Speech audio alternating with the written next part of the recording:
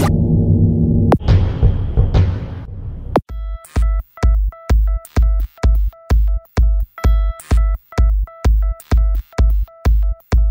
de la primera sala del Tribunal Constitucional, Lima, 28 de marzo del 2011, presidida por el magistrado señor Ernesto Álvarez Miranda e integrada por los magistrados señores Ricardo Beaumont Callirgos y Fernando Calle Jayén. Secretaria de sala, doctora Yanet Otárola. Muy buenos días a todos los señores abogados. Se da inicio de la audiencia. Señor presidente, señores magistrados, muy buenos días. A continuación de la lectura de las causas con informe programadas para el día de hoy. Causa número 1, expediente 823-2011, proceso de amparo seguido por Félix Moisés Vidalón Canales contra la ONP. Señor presidente, la doctora Sally Nacia Martínez Pomayauli ha solicitado acumulación para efectos de informe con la causa número 12. La doctora solicita informe oral por la parte demandada.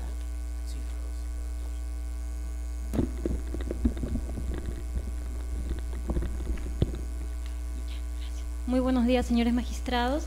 El día de hoy vengo a informar la acción de amparo interpuesta por el señor Félix Vidalón Canales. El actor solicita que se le otorgue pensión de jubilación reducida, además del pago de vengados e intereses legales.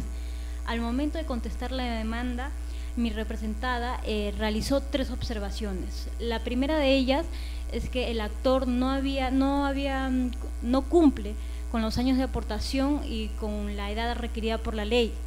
En segundo lugar, los 2 únicos documentos presentados por el actor como medios probatorios, que vienen a ser los 2 certificados de trabajo, contienen cierta similitud a pesar de la diferencia de 10 años entre cada uno de entre los 2 periodos de los empleadores. Y el tercero es que estos 2 empleadores no se registran en la base de datos de la SUNAT. A pesar de estas observaciones, el juez de primera instancia declaró fundada la demanda y ordenó que se le reconozca el derecho a la pensión. La sentencia fue apelada y la sala la revocó declarándola infundada, en mérito que estos 2 certificados no generaban la suficiente convicción, por lo que no se habían juntado documentos adicionales, como es la boleta de pago, planillas, que establezcan la conexión con los certificados de trabajos presentados, razón por la cual solicito, señores magistrados, que se confirme la sentencia de la sala que declara infundada la demanda. El segundo proceso a informar es el interpuesto, es la acción de amparo interpuesta por Julián Rivera Herrera, quien solicita que se le otorgue pensión de orfandad de hijo mayor de edad por invalidez. Se contestó la demanda señalando que el actor no podía percibir tal derecho porque su causante no había logrado ser titular del derecho de pensión, porque al momento de fallecer la ley que se encontraba vigente era la ley 13.640, que establecía claramente que para acceder al derecho de pensión se necesitaba 60 años de edad, ¿no?, y más de 30 años de aportación. En este caso, su causante falleció a la edad de 49 años, ¿no?, por lo que al no existir un derecho debidamente reconocido, no existe un derecho derivado por reconocer. Tanto la primera instancia como la sala declaró infundada la demanda, por lo que solicitamos se confirme las sentencias. Gracias. Vistas las causas, quedan al voto. Causa número 9, expediente 842-2011, proceso de amparo, seguido por Benjamín Ramis Geri contra el Banco de Crédito del Perú, BCP. Señor presidente, ha solicitado el uso de la palabra por la parte demandante, la doctora Yesenia Coronel Guamán.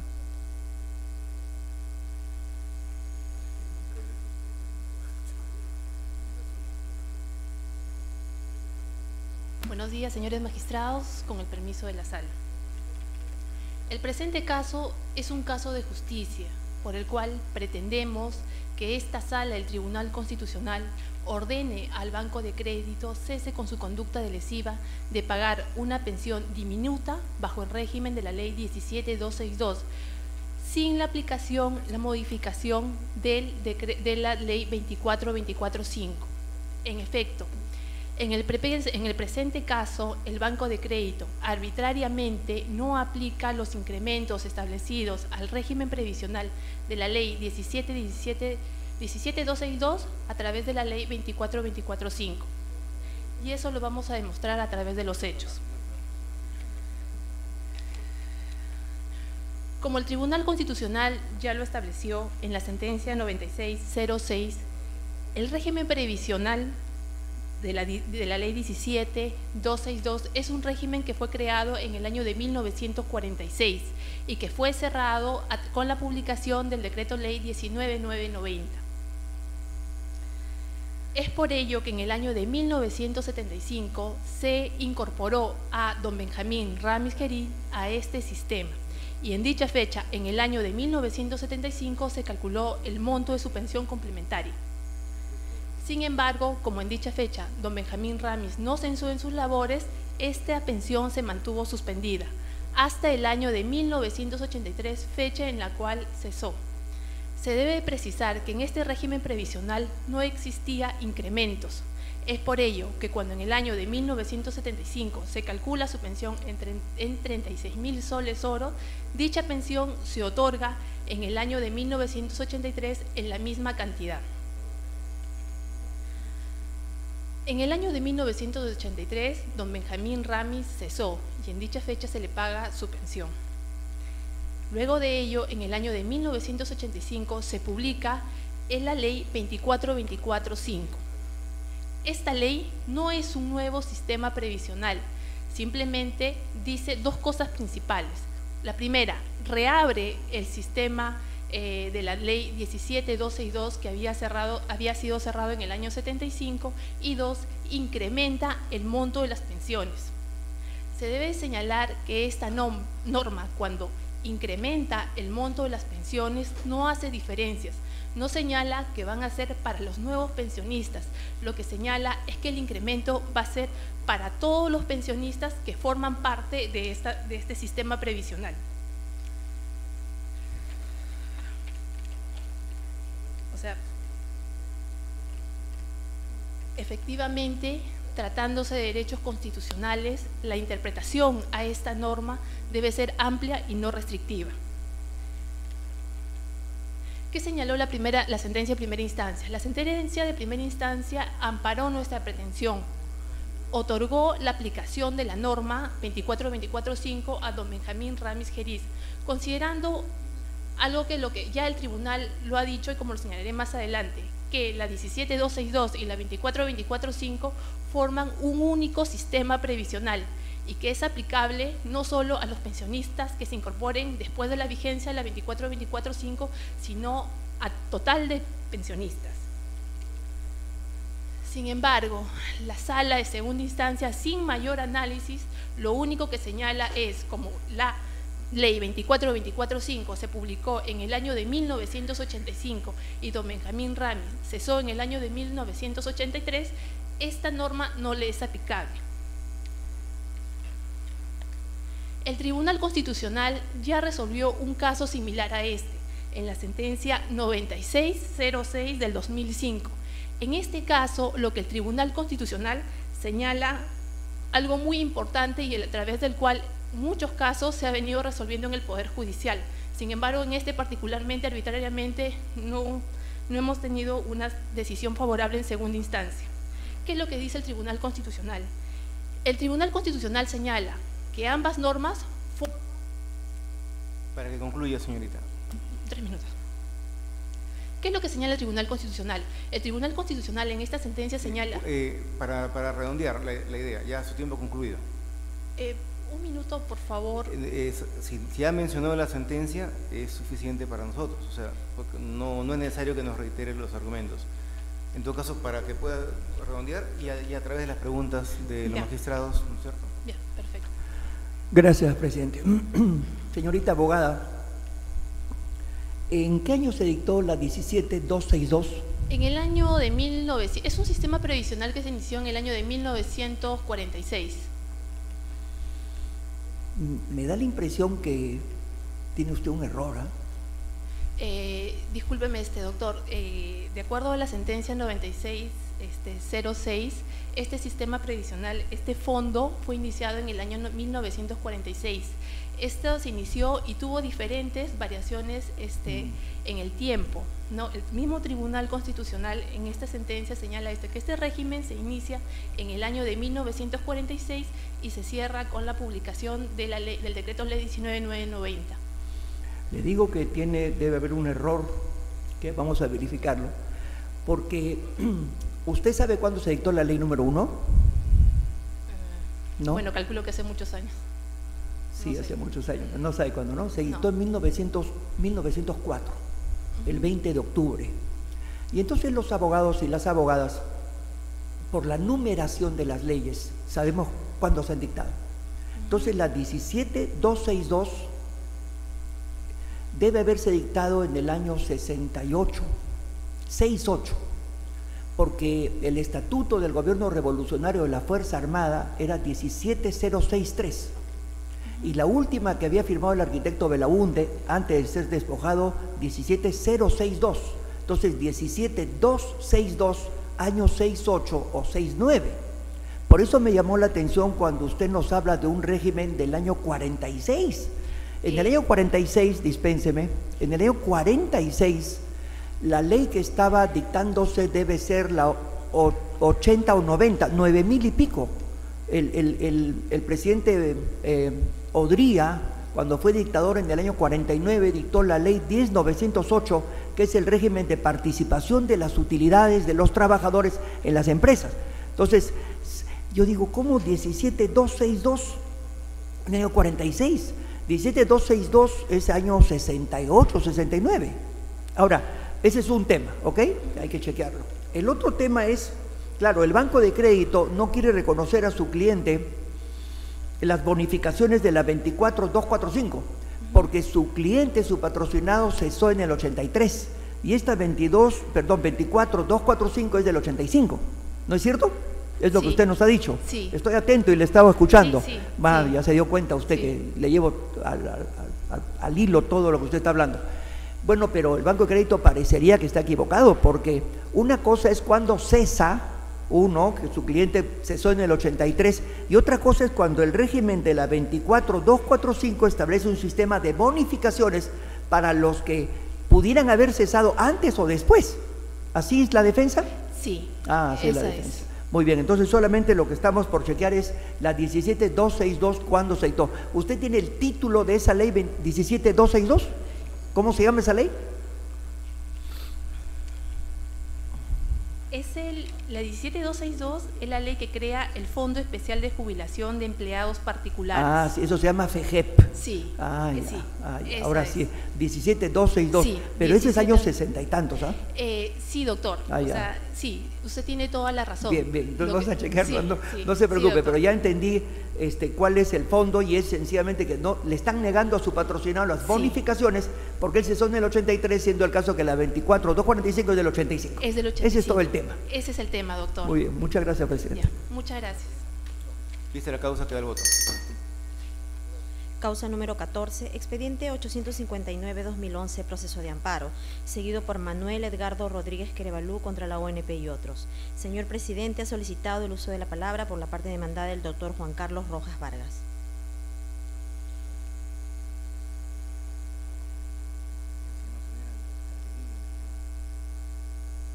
Señor presidente, señor magistrado, buenos días.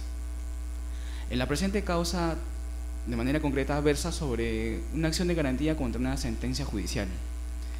En este proceso, la ONP tiene participación como litis consorte necesario de la entidad demandada Petroperú, en el cual el señor Rodríguez Querevalú tiene como pretensión que se le restituya la pensión de cesantía de régimen 2530 que anteriormente la abonaba Petroperú, la cual supuestamente el señor alega ha sido suspendida arbitrariamente sin mandato judicial. Sin embargo, este proceso de acción de garantía se remonta al expediente civil número 495-95-2004 del 28 Juzgado Civil de Lima, donde se evacuó la sentencia del 7 de abril de 2008, que declaró fundada la demanda y nulo el acto de incorporación del demandante al régimen de pensiones del decreto ley 2530.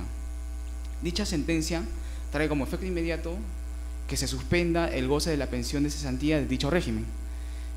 En base a ello, el demandante alega que la sentencia no se pronunció sobre que se deje sin efecto el goce de pensión, pero sin embargo la declaratoria de nulidad es precisa y exacta en cuanto a la pretensión demandada por el sucesor procesal, en este caso Petroperú. En ese sentido, esta sentencia quedó consentida porque no fue apelada conforme a ley, y ahora el demandante pretende interponer esta acción de garantía con la intención de dejar sin efecto los sustentos de dicha sentencia, la cual ha adquirido la calidad de cosa juzgada. Como sabemos, de acuerdo al Código Procesal Constitucional, el proceso de acción de garantía contra sentencia o contra la resolución judicial procede cuando se ha vulnerado la tutela procesal efectiva o el debido proceso, situación que en el caso de autos no ha sido acreditada por el demandante a lo largo de todo el proceso, circunstancia también que ha sido advertida por las instancias de mérito que han declarado improcedente la demanda. En ese sentido, la ONP, como litisconsorte, solicita que el recurso de agravio sea desestimado por vuestro colegiado. Vista la causa, queda el voto. Causa número 17, expediente 870-2011, proceso de amparo, seguido por Gobierno Regional de la Libertad, con los vocales de la Segunda Sala Civil de Trujillo de la Corte Superior de Justicia de la Libertad y otro. Señor presidente, ha solicitado el uso de la palabra por la parte demandada los siguientes abogados: el doctor José Omar Cairo Roldán, por la demandada María Elena Alcántara; el doctor José Antonio Tirado Barreda, por el demandado Juan de Dios Cubascaba.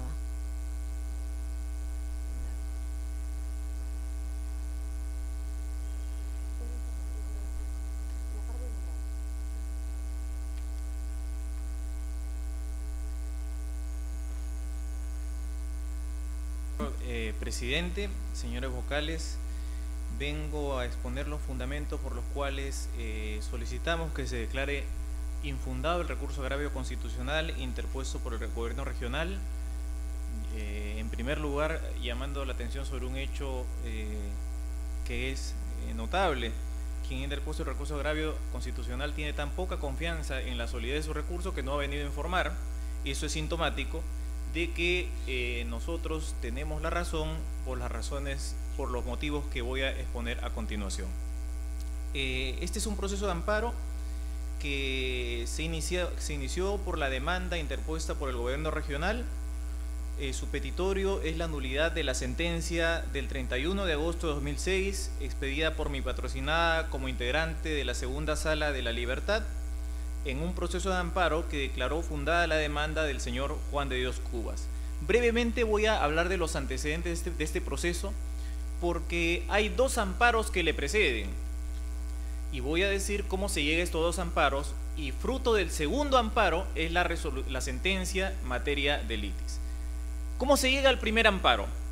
Juan de Dios Cubas interpone amparo contra la ONP para que se le pague la pensión de la 2530 y se declare inaplicable una resolución que deniega su incorporación a este régimen.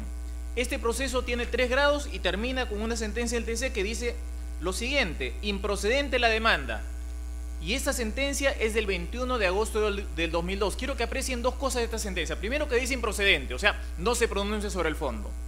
Y en segundo lugar, la fecha de expedición, 21 de agosto de 2002, cuando está vigente la ley 23.506. Esto va a ser relevante para apreciar que la demanda es infundada.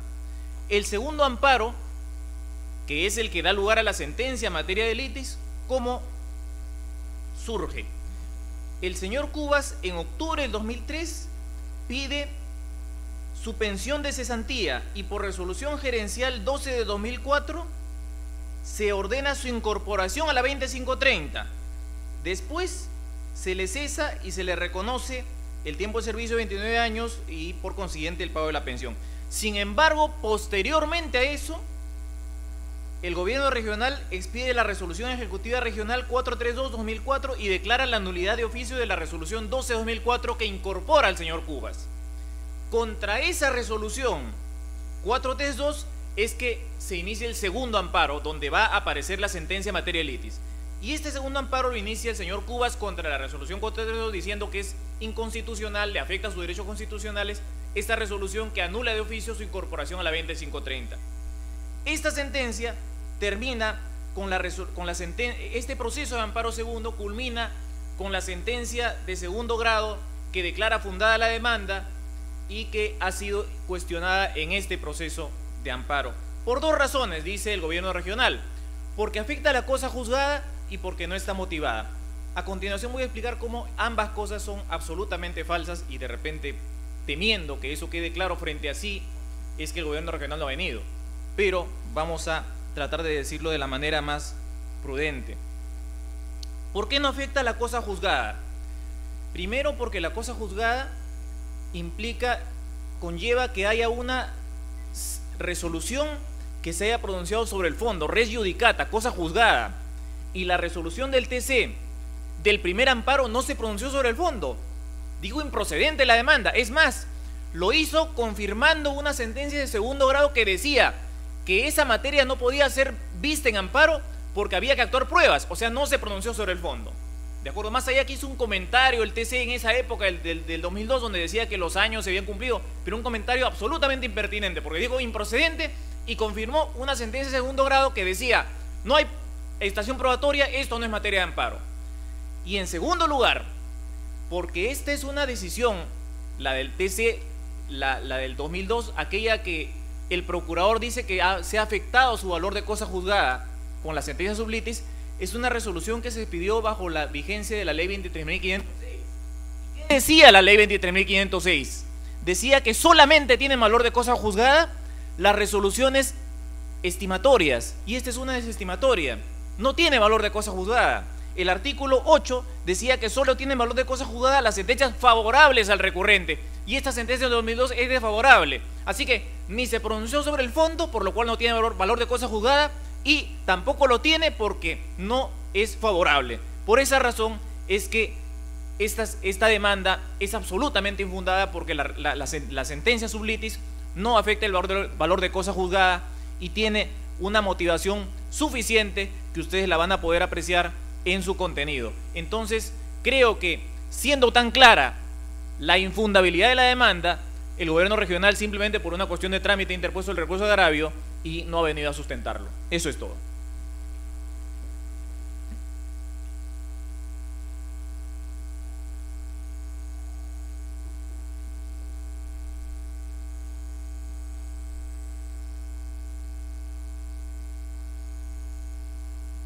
Con la venia.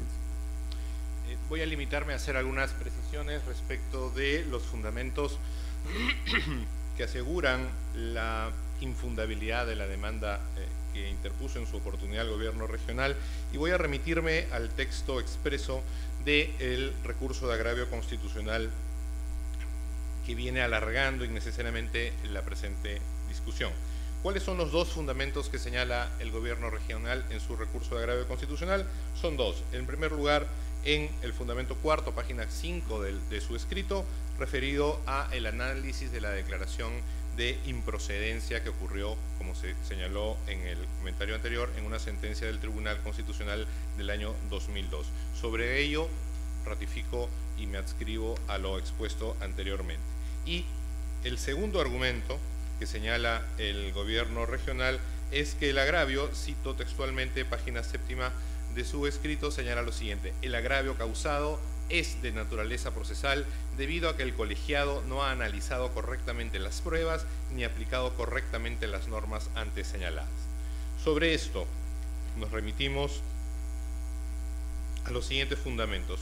Sobre la cuestión de la improcedencia, nuevamente el texto expreso y claro del artículo 8 de la ley 23.506 es absolutamente diáfano y preciso en señalar que solo se genera cosa juzgada, solo se generaba cosa juzgada bajo el ámbito de su aplicación en aquellos casos de sentencias favorables al demandante. Evidentemente este no era el caso con la sentencia que declaró improcedente la demanda original del año 2002. Y en segundo lugar, en materia de prueba, voy a limitarme a señalar que, conforme lo han señalado en una recientísima sentencia del 19 de enero, el Tribunal Constitucional considera que los procesos constitucionales no pueden articularse para reexaminar los hechos o la valoración de medios probatorios ofrecidos y que han sido previamente compulsados por las instancias pertinentes. Y este hecho, es decir, el análisis que los órganos jurisdiccionales han realizado sobre la materia está clara y expresamente señalado y determinado tanto en primera instancia en el fundamento 10º de su sentencia como en el caso de la segunda instancia en el fundamento 6º de la resolución de la Corte Suprema, que analiza claramente y con las referencias precisas y exactas de la motivación y el análisis de los fundamentos que se utilizaron en cada oportunidad. A lo dicho anteriormente por mi colega, que me releva de mayores comentarios, quisiera sí hacer una precisión adicional que es de conocimiento mío por la condición personal que me vincula con el demandado, por el vínculo familiar que me vincula con el demandado. Desde el año 2008, de manera excesiva, la pensión que venía gozando le fue suspendida a través de una medida cautelar ordenada por el Poder Judicial. Esta medida cautelar, a pesar del texto expreso de la ley, a pesar de los principios establecidos por el Tribunal Constitucional, se ha venido manteniendo a pesar de la evidencia y de la certeza del carácter plenamente constitucional de sus derechos, a pesar de contar, como contamos, no solamente con una sentencia favorable que le reconoció su derecho, sino con 2 sentencias favorables que han desestimado los argumentos del gobierno regional en primera y segunda instancia ante la Corte Superior de la Libertad y ante la Corte Suprema. Han pasado más de 2 años de la suspensión del pago de esta pensión. Esta situación ha devenido en un acto de abuso de su situación, a pesar de habérsele reconocido ya y de contar con 3 sentencias que reconocen la validez y la plena constitucionalidad de los actos de otorgamiento de su derecho pensionario, se ha venido manteniendo hasta la fecha. Por lo tanto, en atención a esta especial circunstancia, solicito que se declare en primer lugar no solamente infundada la demanda, sino que ésta sea, dentro de la medida de lo posible, atendida con la celeridad que el caso Señor requiere. abogado, el magistrado Ricardo Momón le va a hacer una pregunta. Gracias, señor presidente. Quiero ubicarme. Se trata de una demanda, según el registro que tenemos nosotros, que interpone el gobierno regional contra un señor que se llama Genaro Valeriano Baquedano. Este señor, acá nosotros lo tenemos registrado, y otros. Todos ellos son vocales de la segunda sala de la Corte Superior de Justicia de la Libertad. El señor Genaro Valeriano es, o era en ese momento presidente de la sala correspondiente, Ya. la doctora Alcántara, integrante de la sala, firmante de la resolución, y el señor Juan de Dios Cubas es el pensionista que había articulado como demandante aquella sentencia que se le ha declarado fundada. Es por eso que en el registro aparece el primer nombre. Por ejemplo, ¿usted es abogado de quién? Del pensionista, del señor Juan de Dios Cubas. Pensionista a quien que le une, creo, cierta relación familiar. Incluso, Familiar, ¿no? sí. Bien, pero él es un pensionista de la 2530 Sí. que le paga el gobierno regional. Sí. Y el gobierno regional, como medida cautelar, ha suspendido el pago de esta pensión El por gobierno, más de 2 años. Sí, el gobierno regional solicitó al órgano jurisdiccional competente, junto con ¿Qué cosa solicitó? la suspensión del pago de la pensión. Y le concedieron. Se le concedió y fue ratificada por la Corte Suprema.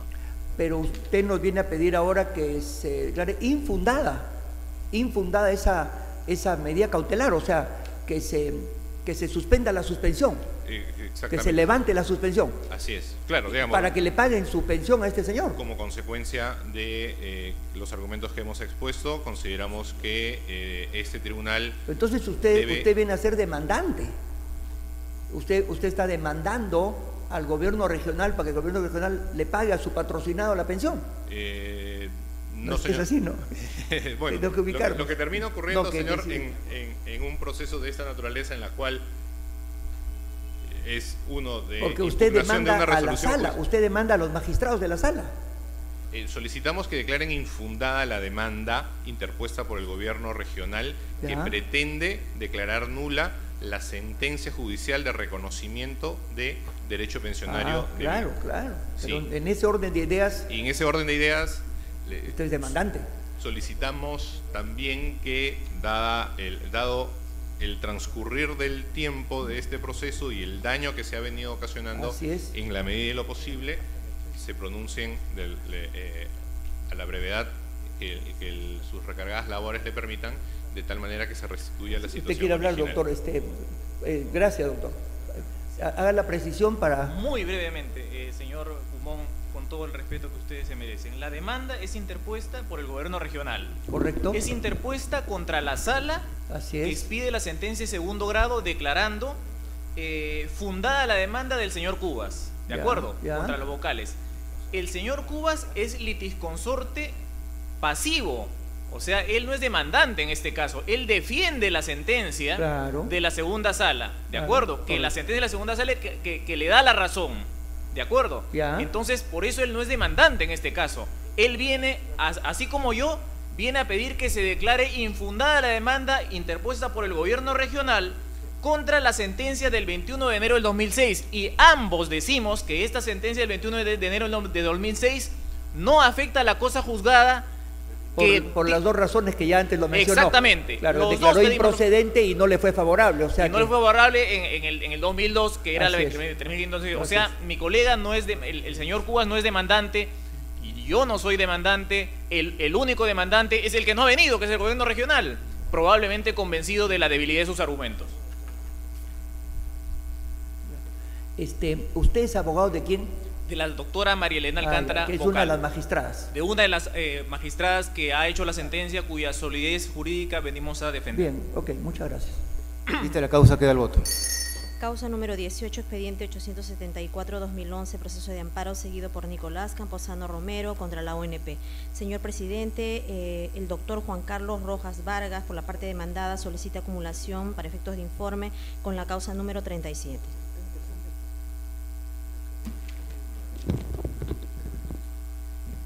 Señores magistrados, nuevamente aquí, de manera resumida y breve, voy a soltar informe oral en las causas siguientes. En el expediente 874-2011, el señor Camposano Romero pretende la restitución de la pensión de invalidez que venía percibiendo, la misma que fue suspendida por la administración en base a los principios de fiscalización posterior. Pues en evaluación médica posterior se detectó que el señor no padecía de incapacidad, lo cual motivó la suspensión de goce de pensión. Esta circunstancia ha sido valorada por las instancias de mérito, en el cual han advertido que existen evaluaciones médicas contradictorias, por lo que se necesita un proceso mucho más lato para detectar si es que el señor padece de enfermedad o no. Por tanto, solicito que la demanda y el recurso de agravio sea declarado improcedente. En la siguiente causa, seguida por el señor Pajuelo Grimani, el demandante, con la presentación de garantía, tiene como anhelo que se le reconozca una serie de años de aportación para acceder al goce de pensión. En el decurso del proceso ha presentado únicamente declaraciones juradas y certificados de trabajo en copia simple, los cuales, valorados por los órganos de mérito, los han llevado a la conclusión que no le genera convicción de respecto de los años de aportación invocados. Así tampoco se sujetan a los presentes vinculantes dictados por el tribunal en el expediente 4662. Por tanto, la demanda solicitamos que sea declarada improcedente como el recurso de agravio. Vista la causa, queda el voto. Causa número 27, expediente 892-2011, proceso de amparo, seguido por Manuel Ramírez Bardales contra la ONP. Señor presidente, ha solicitado el uso de la palabra por la parte demandante el doctor Jorge Eduardo Godó Vargas de la Vega y por la parte demandada la doctora Daniela Dallens Condori.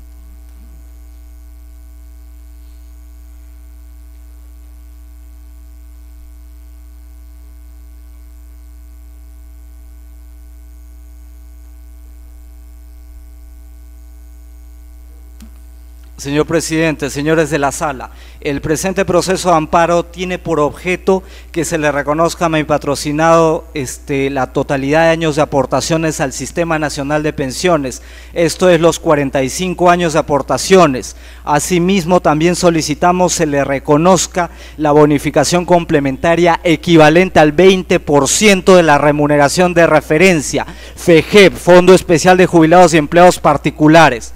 Señores de la sala, al presente proceso se han adjuntado las copias legalizadas del certificado de trabajo, con lo cual estamos acreditando los periodos de aportaciones para las 3 compañías. Quiero hacer hincapié en un aspecto fundamental de la sentencia de primera instancia.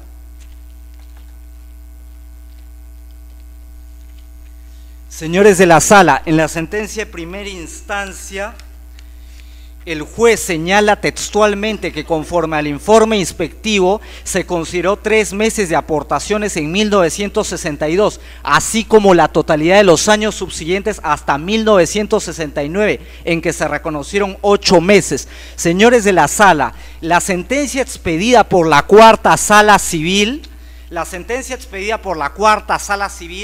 confirma la sentencia de primera instancia, pero acá hay un punto interesante.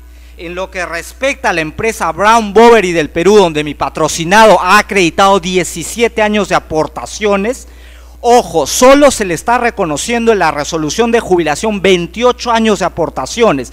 ¿A qué empresa corresponde esos otros 7 años de aportaciones? Tal como se acredita en el informe inspectivo, corresponde a Brown Boveri del Perú, donde se ha adjuntado la copia legalizada del certificado de trabajo que señala como periodo de aportación desde el año 1952 hasta el año 1969. Es imposible que se haya acreditado la compañía técnico-comercial Electroperuana. ¿A qué voy con esto? Si en esa empresa tenía 17 años de aportaciones, más los 21 años ya reconocidos, obviamente le ha tenido que reconocer a Brown Boveri del Perú 7 años de aportaciones, tal como lo señala la sentencia de primera instancia en el informe inspectivo. Consecuentemente, está aprobada la relación de trabajo desde 1952 hasta 1969. ¿Cómo es esto? Reconocen una parte del certificado de trabajo, 7 años, y no reconocen 10 años.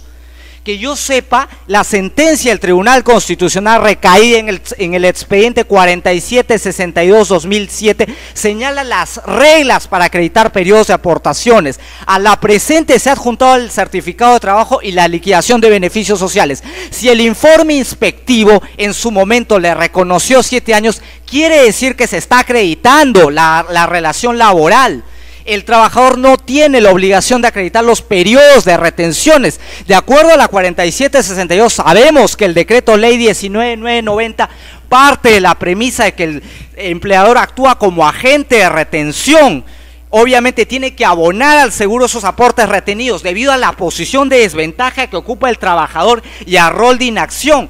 Consecuentemente, nunca el trabajador se encuentra en la posibilidad de realizar directamente las aportaciones.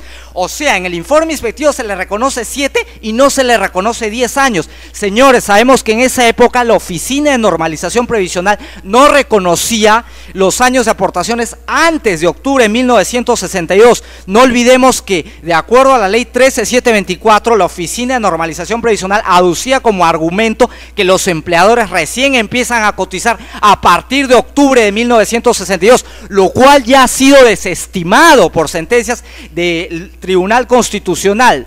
Señores, en lo que respecta al FEGEP, al Fondo Especial de Jubilados y Empleados Particulares, mi patrocinado reúne todos los requisitos dichos sea de paso normativos. Tiene más de 10 años de aportaciones hasta el 1 de mayo del año 73. Ha cesado con más de 28 años, poniéndonos en el peor de los casos, ya que en este proceso solamente se le está reconocido hasta el momento 28 de los 45 que efectivamente ha acreditado.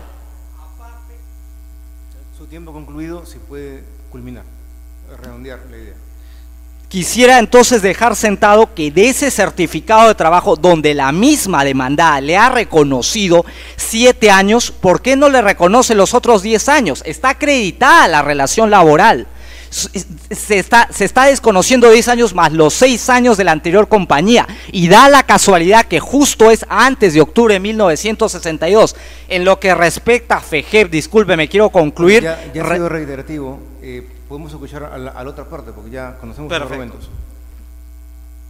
Buenos días, señores miembros del jurado. Habiendo escuchado a la otra parte, hacemos mención que en el proceso administrativo ya se han merituado todas esas pruebas a nivel administrativo, haciendo mención que las mismas, en los medios probatorios presentados por las partes, se han establecido los certificados, las copias de los certificados de trabajo, habiendo sido presentadas como copias simples. Ahora, hacemos mención que en la parte administrativa ya han sido merituados estos medios de prueba, y al iniciarse el proceso de amparo del señor Manuel Ramírez Bardales, quien pide que se declare la ineficacia de la resolución 1026, Mediante resolución número 4 es declarada improcedente la demanda. Asimismo, se interpone recurso de apelación y la octava sala declara nula la sentencia venida en grado y ordenando que se emita un nuevo fallo. En este orden de ideas, al emitirse el nuevo fallo se declara improcedente la demanda y en uno de los considerandos se hace mención en el considerando octavo que de los certificados adjuntados por el demandante deben de actuarse en otra vía, ya que en la acción de amparo carece del medio probatorio, ¿no? Nosotros ante todo esto pedimos, solicitamos que se desestime el recurso de agravio constitucional peticionado por la parte demandante, asimismo que se confirme la sentencia que declara improcedente la demanda. Muy bien, esta sala va a estudiar el expediente porque los dos puntos esencialmente controvertidos escapan al dicho ya manifestado, sino que ya hay que remitirse al expediente.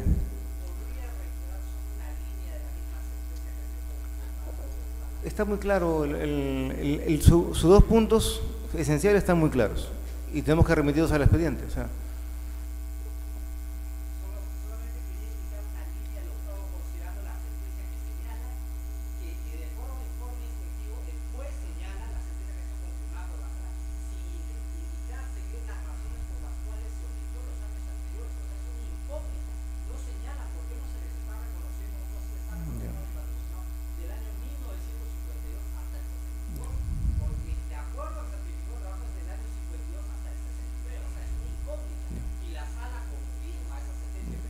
Muy bien, ese es el punto.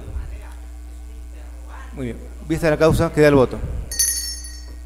Causa número 28, expediente 893-2011, proceso de amparo, seguido por Rosamelia Salinas Jiménez contra la ONP.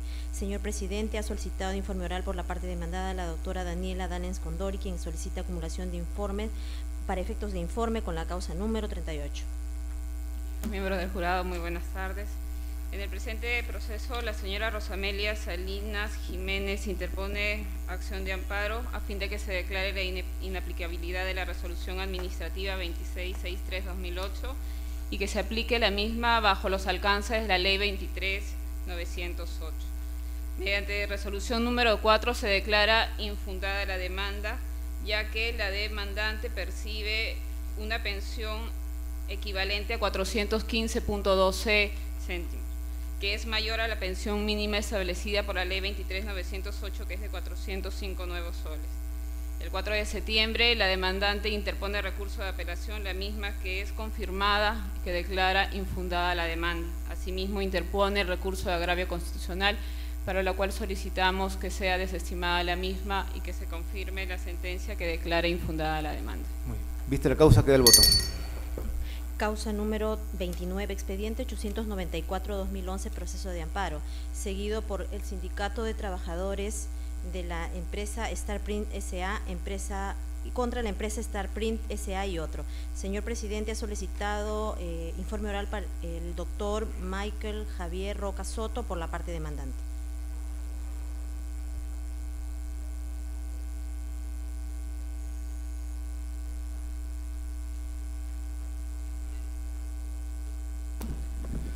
Bien, buenos días a los miembros de la sala.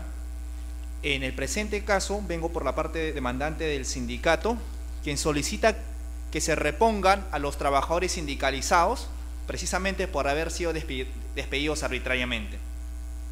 Estos trabajadores sindicalizados son parte del grupo económico Topitoc en la empresa Starprint, que estaban sujetos al régimen laboral de exportación no tradicional del decreto ley 22342, precisamente en el artículo 32.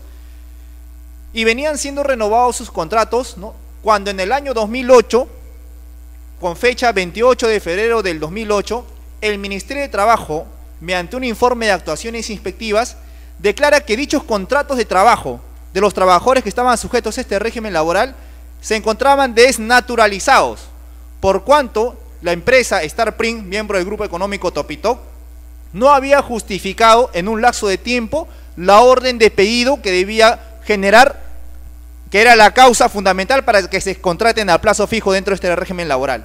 Es decir, el Ministerio de Trabajo había constatado mediante las actuaciones inspectivas que estos contratos de trabajo se encontraban desnaturalizados. Sin embargo, la empresa, haciendo caso omiso a los requerimientos de la Autoridad de Trabajo, despidió a estos trabajadores arbitrariamente, argumentando falsamente un término de contrato, cuando ya dichos trabajadores gozaban de la estabilidad laboral decretada por el Ministerio de Trabajo. En ese sentido, nuestra demanda va a señalar y a precisar, miembros de la sala, que las actuaciones inspectivas o los hechos verificados por los inspectores de trabajo del Ministerio gozan de la fe pública. Es decir, la Autoridad de Trabajo en un procedimiento inspectivo ha verificado que la empresa ha cometido infracción y por lo tanto este procedimiento administrativo iniciado ante la Autoridad de Trabajo ha quedado concluido en última instancia administrativa y se ha sancionado a la empresa. Lo que sucede acá es que no quiere admitir, no quiere pasar a la estabilidad de estos trabajadores y los ha despedido arbitrariamente. ¿Por qué también decimos que estos despidos arbitrarios afectan nuestro derecho a la libertad sindical?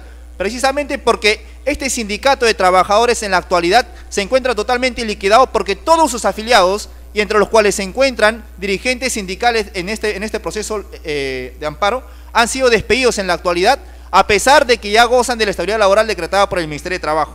Desde esa perspectiva nosotros solicitamos que la sala tenga bien nuestra posición. Sabemos que en sentencias anteriores no ha dado validez a las solicitudes de reposición por ese tema de desnaturalización del contrato de trabajo, precisamente porque las partes demandantes, los trabajadores, no acreditaban la desnaturalización. En este caso nosotros sí estamos acreditando la desnaturalización mediante un instrumento público que son las actuaciones inspectivas del Ministerio de Trabajo que corroboran que esta empresa no ha cumplido con los requisitos para contratar bajo este régimen laboral. Vista la causa, queda el voto. Causa número 30, expediente 896-2011, proceso de amparo, seguido por Rústico Adolfo Ignacio Lévano Barrera contra la ONP. Señor presidente, ha solicitado el uso de la palabra por la parte demandada el doctor César Abanto Revilla.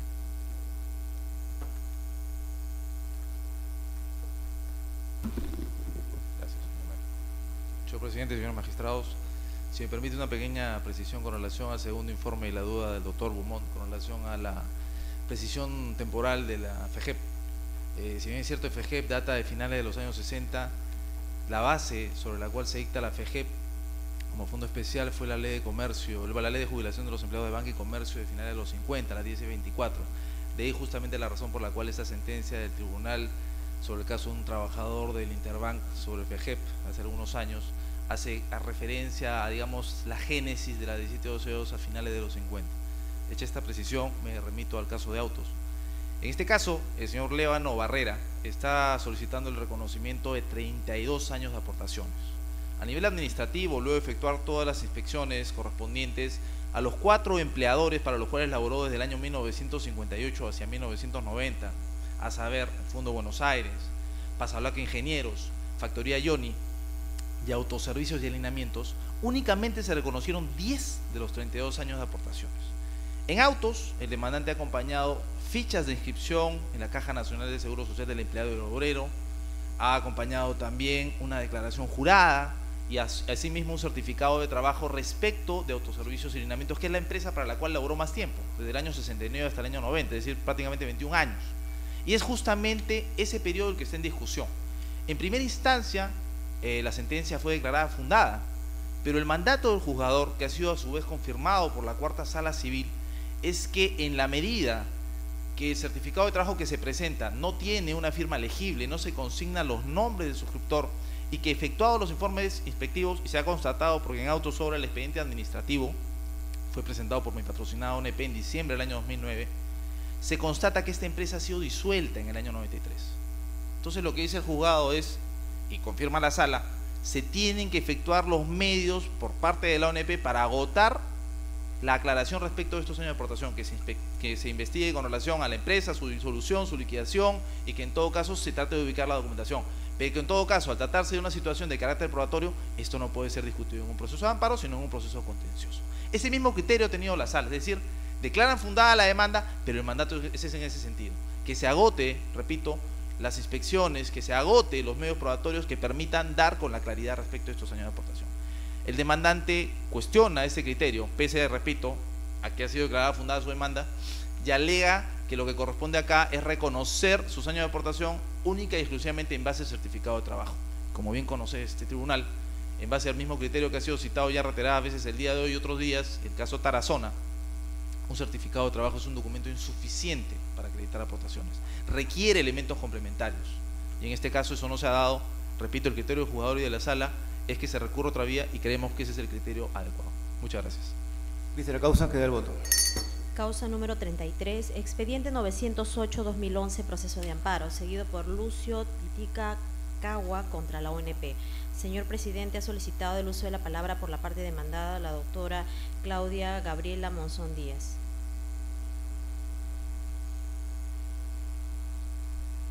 Buenos días, señores magistrados. En la presente causa, en representación de la ONP, solicitamos que la resolución expedida por la Cuarta Sala Civil sea confirmada. Esta resolución revoca la sentencia de primera instancia que declaró fundada la demanda y, reformándola, la declara infundada. En el presente caso, el asegurado en sede administrativa tuvo el reconocimiento de 23 años y 9 meses de aportaciones. Sin embargo, en sede judicial, él lo que está planteando como pretensión es que se le otorgue pensión de jubilación adelantada, para la cual, aparte del requisito de edad, que sí lo cumple, se requiere también el haber efectuado 30 años de aportes.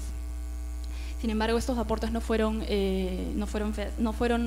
acreditados. ¿Por qué? Porque parte de estos aportes, un periodo más aproximado de 12 años, pertenecen a aportes efectuados a la Caja de Beneficios Sociales del Pescador. Tratándose de estos aportes que pertenecen a otro régimen pensionario, no han podido ser reconocidos incluso por la Sala, y en ese sentido es que se reformó la sentencia de primera instancia y se declaró infundada la demanda respecto al otorgamiento de pensión de jubilación adelantada, pero se ordena que se le otorgue pensión de jubilación ordinaria.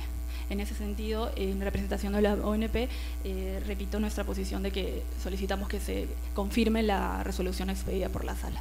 Eso es todo. Vista la causa, queda el voto.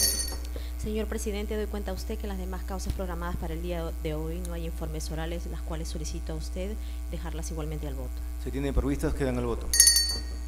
Se levanta la sesión.